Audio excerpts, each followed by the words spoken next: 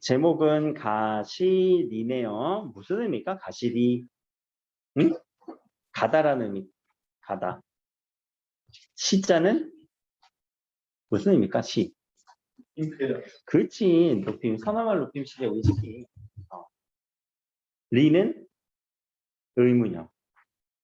그러면 이거는 너 갈 거야? 라고 물어보지만 그 갈 거야? 라고 물어보는 대상에 대한 어떤 높임 표현이겠죠? 가시겠습니까? 라고 해석하면 될 것 같아.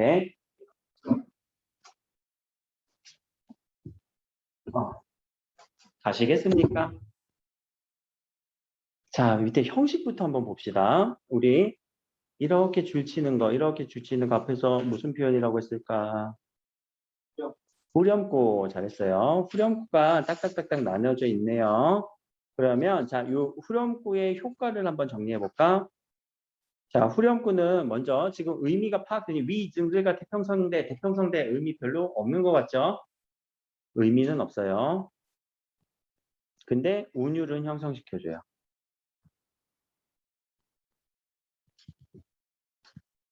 그리고 내용, 구조, 형식적 통일감을 또 주기도 하죠. 통일성을 높여주기도 합니다. 의미는 없어.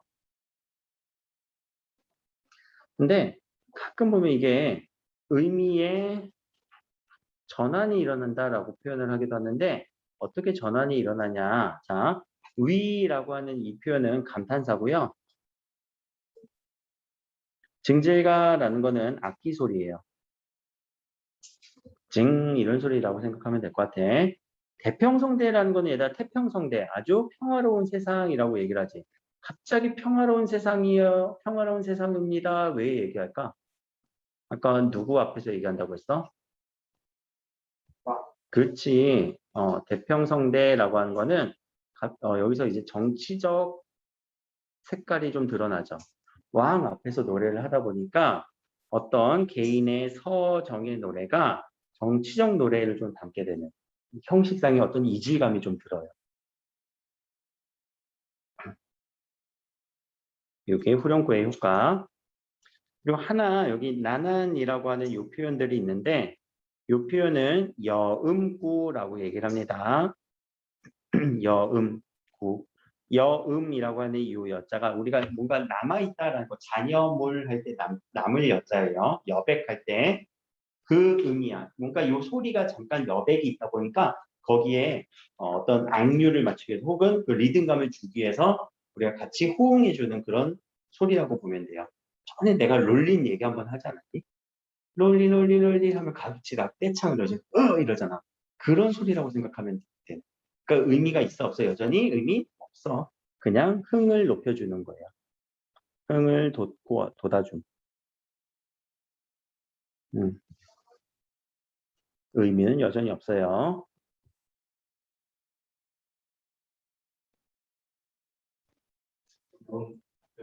여음이라고 하면 돼요.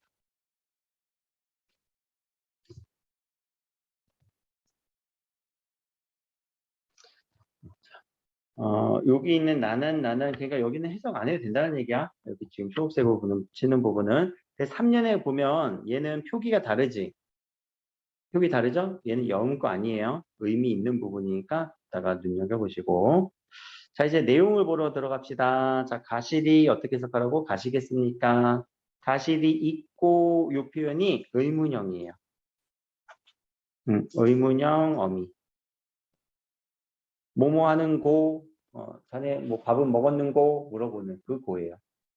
그래서 요 고로 물어보면 사실 이게 어법상 문법상 설명 의문이 돼야 되고 뭐뭐 하는가 가는가라고 물어보면 판정 의문이 돼야 되는데 일단 여기까지 여기까지만 요 의문형 어미라는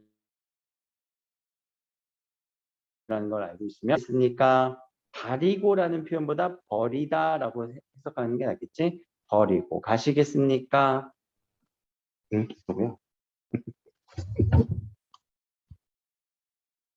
이걸 어떻게 했지? 아시겠습니까? 이렇게 얘기를 하는 거. 자, 우리 아까 얘기했던 음보를 잠깐 봅시다. 이런 식으로 끊어질 거예요. 3, 3, 2조의 몇 음보? 3음보. 3, 3, 2조의 3음보. 나는 해석 안 한다고 했고요. 자, 그리고 가시리. 가시리 있고 가시리 있고가 비슷한 형식인데 중간에 하나만 딱 달라지는 느낌. 이거 무슨 구조라고 했을까? A, A, B, A 구조라고 하는 표현들. 이런 표현들도 보이고 있죠. 자, 앞에 한시를 했던 거랑 고대가요랑 했던 거랑 좀 다르게 좀 자세히 들어갔어요. 여기부터 중요해서 그래. 고려가요부터. 응? AA, BA 구조.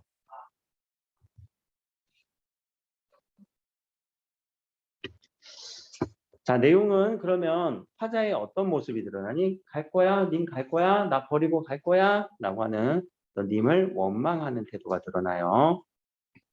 님에 대한 원망의 태도가 드러나고 있습니다.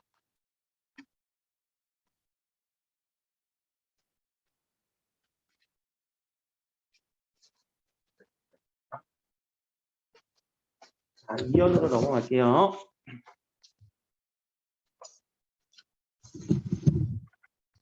날러는 날더러는 나더러는 어디 살라하고 어디가 국외음화가 아직 안 된 상황인지 어찌 살라하고 나 어떻게 살라고 버리고 가시겠고 버리고 가시겠습니까? 크게 해석 안 되는 부분은 없죠. 나 어떻게 살라고 나 버리고 갈 거야. 자, 어떤 느낌이 어떤 태도가 보이지? 나 어떻게 살아? 어떤 좌절의 느낌이 들죠. 님 떠남으로써 지금 좌절하는 화자의 태도가 보여요. 근데 봐봐. 어떤 원망과 좌절이 드러난데 후렴구는 어때? 아, 태평성대입니다. 아우, 세상이 평화롭습니다. 되게 이질감 느끼지. 엄청 의미가 전환되고 정치적인 느낌이 좀 들죠. 왕 앞에서 되게 잘 보이려고 하는 느낌. 궁중음악으로 편입되었다라는 그 특징. 편입되었다라는 이 특징을 우리는 이 후렴구에서 볼 수 있다는 얘기예요. 또 가시는 내용은 전혀 막 그런 내용 아니지. 님한테 잘 볼 내용도 아니고. 민간에서 이런 감정들 솔직하게 표현해. 나 어떻게 살아? 이런 마음들. 자, 잡사와 두어리 많은 잡사와 요 표현 우리 이제 좀 눈여겨봅시다. 자, 요 표현들을 이제 고전 문법, 중세 문법이라고 할게요. 자, 중세 문법도 문학을 하면서 조금씩 다룰 거야. 왜냐면 여러분들 2학기 때 고전 문법, 중세 문법 이제 나온다는 거 저번에 얘기했었죠. 나란 말씀이 윤국해달라. 걔네들을 그때 가서 처음 보면은 뭔 말이야 외워야 되겠네 생각하지만 문법이 여기서도 조금씩 나와. 그럼 여기서 조금 눈여겨보다가 선생님이 지금 8월 달에 할 생각이거든. 8월 달 그때 토요일부터. 그때는 이제 고전 문법이 같이 들어가면은 여기서 봤던 게 거기서 또 나오니까 한 번 더 반복하는 느낌이 들 거예요. 자, 요 표현을 중세문법에서 자, 요 표현을 얘기하는 거예요. 삽, 잡, 랍. 자, 얘는 선어말 어민데 객체를 높여주는 객체, 높임, 선어말 어미예요. 어라? 객체 높임 선어말 어미? 선어말 어미, 높임의 선어말 어미 우리 하나밖에 없었지. 가시리 할 때 시처럼. 근데 심지어 객체를 높여준대. 아, 우리 현대국어에는 없는 높임 표현이죠. 객체를 높여준다라는 의미가 뭐냐면 자 여기서 잡사와 잡다라는 의미예요. 내가 딱 잡는 거예요. 잡사바 얘가 소리대로 나갔고 잡사 와라고 해서 비읍이 이때는 오나 혹은 우로 바뀌는 비읍 불규칙이 일어나요. 비읍 불규칙의 얘기는 여러분들 알아. 춥다. 춥다에 아나 어 붙이면 어떻게 되니? 추바 이러니? 추워 되지. 우로 바뀌죠. 굽다는 구바 이렇게 되니? 구워로 바뀌지. 그쵸? 우리가 파이어 하는 거. 이렇게 오나 우로 바뀌는 현상이 비읍 불규칙인데 여기서도 일어난 거고요. 잡삽다라고 할 때 이 삽이 들어가는 순간 객체를 높여준 거예요. 그러니까 내가 잡았어. 그 잡은 대상이 내가 이렇게 잡았어. 잡았는데 그 대상이 나보다 높은 존재. 이렇게 나보다 높은 존재예요. 그러니까 잡은 대상을 높여주는 거예요. 그럼 여기서는 내가 잡고 잡아두고 싶어요. 누굴 잡는 거야? 임을 잡는 거죠. 임을 잡아두고 싶어. 그러니까 높임 표현 해주는 거 당연히 맞지. 임을 잡아두고 싶지만, 자, 이거 중세 높임표에서 얘는 되게 중요한 표현이에요. 나중에 배울 거니까. 잡아두고 싶지만은 선하면 아니올세라. 얘들아, 선하다라는 거니까 착하다라는 의미일까? 착할 선자야. 그거는 한자거든. 한자 잘 안 쓴다고 했잖아, 아까. 한자 별로 안 썼지, 지금 보니까. 한자 별로 안 썼어. 그럼 선하다라는 건 서운하다라는 거예요. 서운하면 아니 올세라. 이거 쉐라는 많이 본 것 같은데. 뭐뭐 할세라, 뭐뭐 할세라 언제 배웠을까? 앞에서 기억나는 사람?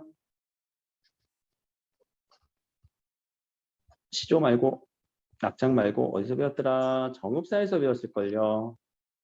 디디올 쉐라, 점그를 쉐라. 이거 염려하는 태도였지. 두렵습니다. 디딜까 두렵습니다. 저물을까 두렵습니다. 그럼 여기서도 뭔가 두려워하는 그런 의미로 해석하면 되겠네요. 서운하면 아니 올까봐 두렵습니다. 선하면, 서운하면 누가 서운하지? 님이.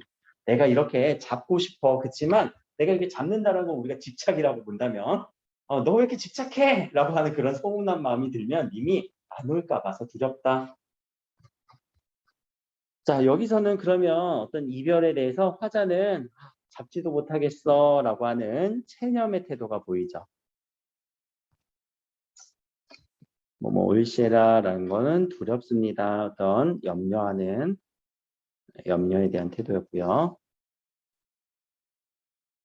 그러니까 결국 서운하면 아니올세라 어떻게 한대요? 밑에 이어서 님을 보냅니다 라고 얘기를 했죠. 이땐 여음꾼이에요. 나는은 여음꾼이니까 해석 안 해도 될 것 같아요. 자, 그럼 여기서는 이유가 나왔네. 님을 보내는 이유. 님을 보내는 이유. 서운하면 안 올까봐 님을 보내드릴게요 라고 하는 이유가 3년에서 제시가 되었고요. 서로님을 보냅니다. 자, 보내다라는 이 표현도 이제 중요한 게 서로님을 보냅니다. 자, 이별에 대해서 어떻게 하는 거니? 보낸다. 이별을 막어 아니면 이별을 받아들여? 이별에 대한 자, 조금 우리 고차원적인 얘기를 해볼까? 받아들이다, 이별을 수용하다. 어려운 단어지? 수용. 이별을 수용하는 태도를 보이고 있어요. 그럼 이별을 수용해서 영영 빠이빠이인가? 아니, 가시는 뜻은 그 하자마자, 뭐뭐 하는 듯 하자마자 도셔오셔서 돌아오세요. 가시자마자 돌아오세요 라고 이렇게 표현을 하고 있어요. 그러면 여기서는 이별에 대한 수용도 나오지만 화자의 어떤 기원도 드러나죠. 님, 가시자마자 돌아오세요. 내가 보내드릴 테니까 돌아오세요 라고 해석할 수 있을 것 같아요. 자, 그러면 이별을 수용한다는 것 때문에 우리는 가끔 이런 식으로도 얘기를 해. 자, 화자의 태도는 적극적이야, 소극적이야? 오케이, 소극적. 소극적인 화자예요. 혹은 자기를 희생해서 자기 희생적 이별을 수용하니까 그 아픔을 수용하는 거잖아. 자기를 희생해서 자기 희생적 태도가 보여요. 자, 한 가지만 더. 해석이 갈리는 부분이 요 서로님인데 요 서로님에 대해서 해석이 어떻게 갈리냐면 의미적으로는 서러운 님이에요. 근데 이 서럽다라는 감정이 누구 거이냐에 따라서 달라요. 자, 내 감정이 서러요. 화자가 서러워. 왜? 님이 가는 거에 대해서. 님에 대해 서러워. 그래서 서러운 님이라고 이렇게 꾸며줄 수 있어요. 1번에 해서 아유 서러운 님 가자마자 돌아오세요. 나 님이 되게 서럽지만 가자마자 돌아오세요. 근데 이 두 번째는 화자가 아니라 이미 이별을 서러워하고 있는 거예요.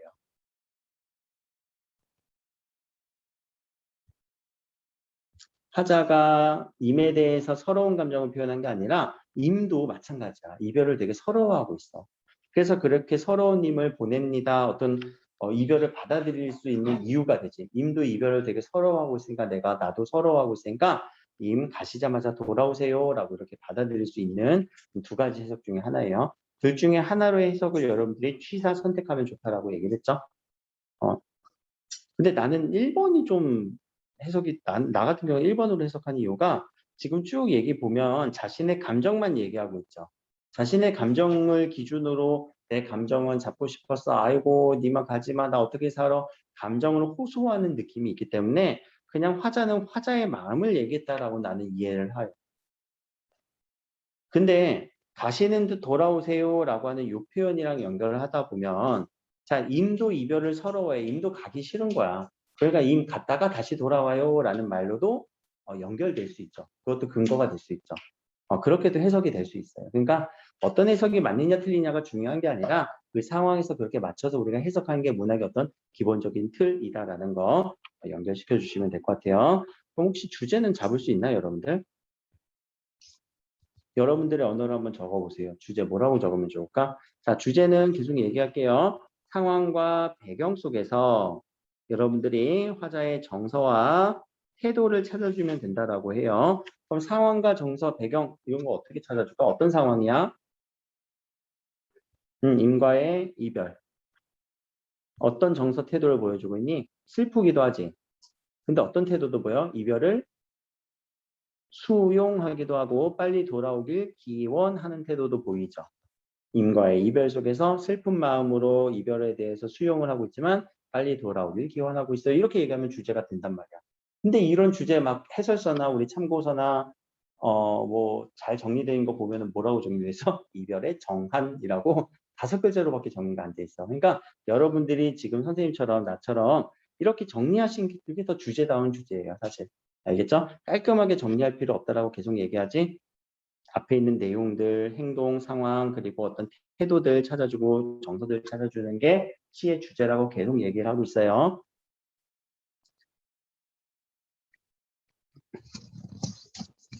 자, 지금 이 이별의 정한이라는 이 주제로 조금만 더 봅시다. 자, 이 이별의 정한은 아주 핵심 주제예요. 우리가 고전 문학을 관통하고 현대까지 이어지는 주제인데 고대 가요에서 이런 이별에 대한 노래 우리 배우지 않았니? 옛날 노래 중에서 어떤 노래 떠올라? 제목만 적어볼까? 공무도화가. 니마 그 강을 건너지 마세요. 아, 님이 그 강을 건너버렸네. 또 황조가. 이미 떠나고 나서의 그 쓸쓸한 상황 노래한 노래지. 그리고 정읍사라고 하는 그런 고대 가요가 고려 가요로 넘어오면서 자, 지금 고려 가요 대표적인 가시리 그리고 다음 시간에 배울 서경 별곡으로 이어져요. 이것도 이별에 대해서 노래하고 있어요. 이런 노래들이 우리 한시에서 지난 시간에 배웠던 거 기억나니? 송인이라고 하는 한시. 뚝방길은 푸른데 님을 떠나보내는 남포는 대동강물은 안 마를 거야 내 눈물 때문에 라고 하는 과장법까지 드러났었지. 자, 이런 시가 현대시로도 이어져요. 이런 감정은 현대시 어떤 거? 진달래꽃이 대표적이지. 대표적인 진달래꽃으로도 이어지고요. 자, 그러면 현대 가요로는 안 이어질까? 현대 가요의 이별을 노래하는 시 엄청 많지 않니? 그치? 뭐 여러분들 뭐 아는 노래 있어요? 이별에 대한 노래? 뭐 되게 많잖아. 근데 이 노래는 내가 선생님이 이제 교수님한테 교수님이 이별에 정한 요 계보를 얘기하면서 요 노래 한번 같이 들어보자라고 해서 들었던 노래인데 여러분들도 지금 우리 현대가요 속에서 이 이별의 감정들을 노래했던 게 어떻게 연결되는지 한번 노래 한 편 들을 건데 가실이랑 상황은 비슷해요. 내가 중간중간 얘기를 할게. 어떤 노래냐면은 혹시 이 노래 알아? 만약에라는 노래? 볼게요.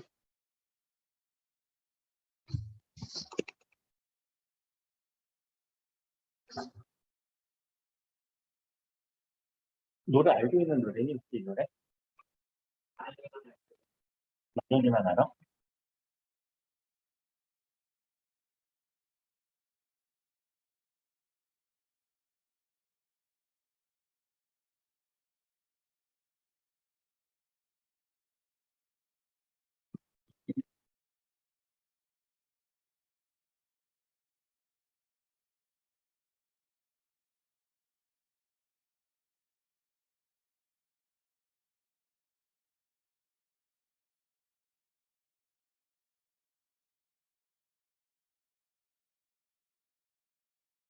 어떤 상황? 이별의 상황이지.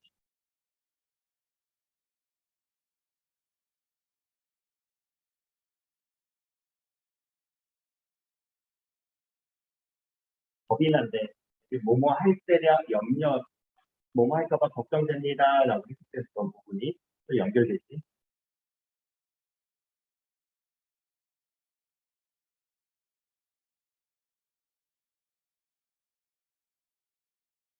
내가 바라볼 수밖에 없대. 이별을 어떻게 하고 있어?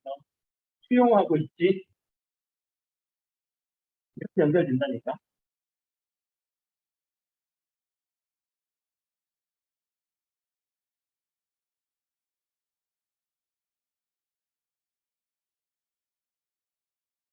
뭐뭐 될까봐 뭐뭐 일세라.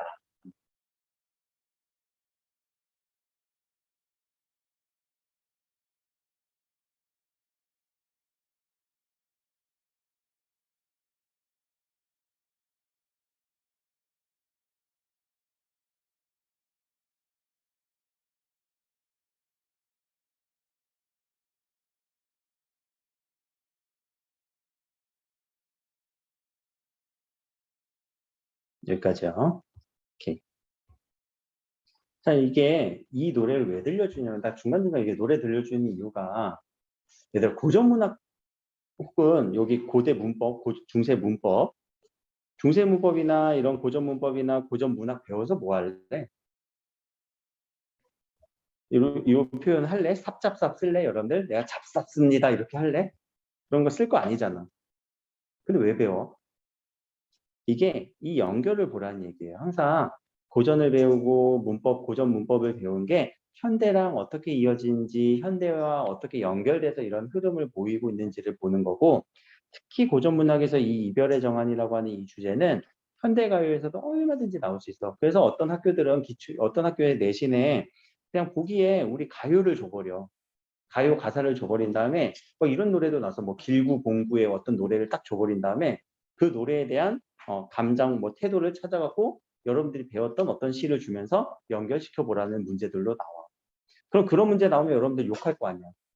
아씨 우리 학교 뭐 이딴 문제를 내냐 이런 식으로. 아니야 그걸 왜 욕해. 그게 문학의 기본인데.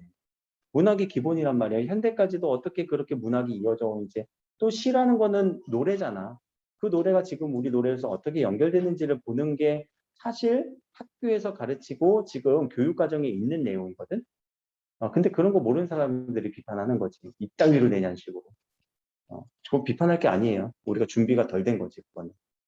혹시나 그렇게 나올 수도 있으니까 항상 얘기하죠. 정서 태도 찾아주는 거 중요하다는 거. 지금 여기서도 노래 리듬을 듣지 말고 가사를 보면 가시리의 내용들이 막 적용이 됐지. 이별의 상황 속에서 님이 떠날까 봐 막 두려워하고 이별을 수용하고 이런 것들을 찾아주는 거예요. 알겠지? 문법도 마찬가지야. 현대 국어와 고전 문법이 어떻게 차이가 있는지를 비교해 주면서 어떤 것들은 어떻게 이어지고 지금 어떻게 단절됐는지 그런 것들을 봐주는 거예요. 안 어렵지? 이 정도만 해주시면은 가시리는 좀 정리가 될 것 같고, 자 뒤로 가서 정리해 볼게요. 상황과 정서 태도 한번 읽어보세요. 이별의 정환이란 주제보다 여러분들은 여러분들의 주제로 정리하신 게 더 좋다라고 했죠. 자 서로님을 두 가지로 해석할 수 있다라고 얘기했어. 이미 서러워하냐 혹은 내가 서럽냐. 아니 올시라라고 하는 이 표현은 염려의 뜻입니다. 걱정됩니다. 두렵습니다. 라고 해석하면 된다라고 얘기했죠. 벌써 정읍사랑 이렇게 나오다 보니까 반복이 되니까 눈에 보이지. 반복을 시키면서 눈에 보이는 게 제일 좋은 방법이야. 얘들아. 자, 위 증지가 태평성대 이 의미 없는 이 내용과 전혀 관계없는 애는 왜 나왔다고? 공중음악이라고 하는 이 표현 때문에 첨가된 것으로 추측하고 있어요. 전혀 이별의 상황과는 관계없지.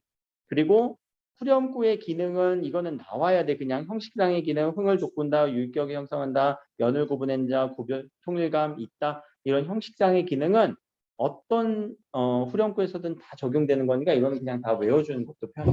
문율의 형성, 연을 구분 혹은 연을 통일성 이런 표현들은 정명화시켜서 정리해 주세요. 어렵진 않을 거예요. 자, 넘어가서 우리 이제 동동 해볼게요.